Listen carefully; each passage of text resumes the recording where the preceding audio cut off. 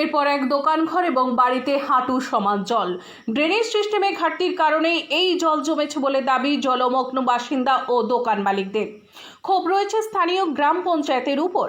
এমনই ঘটনা আরামবাগ ব্লকের সালেপুর 2 গ্রাম পঞ্চায়েতের বড়ডোঙ্গাল এলাকার মূল রাস্তার পাশের বাসিন্দা ও দোকান মালিকদের। তাদের পক্ষ থেকে সজল জানা বলেন, ড্রেনেজ সিস্টেম ঠিক করেনি গ্রাম পঞ্চায়েত।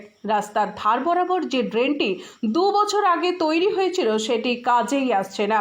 নিকাশির কোনো ব্যবস্থা নেই। গত 6 মাস আগে পেছনের দিকে যে ড্রেনটি তৈরি হয়েছিল সেটিও নির্মাণ চলাকালীন মাঝ রাস্তায় থেমে গিয়েছে।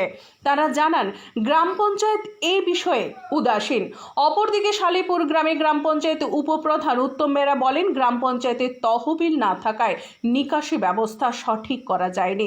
তবে এই মুহূর্তে ওই জলমগ্ন বাড়ি দোকানগুলি পরিদর্শন করে আপৎকালীন কিছু ব্যবস্থা গ্রহণ করবেন বলে উপপ্রধান বলেন।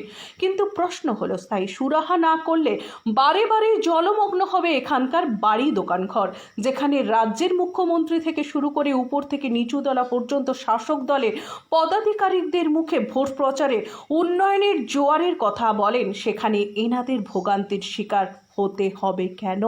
আরামবাগ থেকে মনসারাম করের রিপোর্ট। সংবাদ পাঠে আমি Mousumi Mukhopadhyay, Republic TV digital media.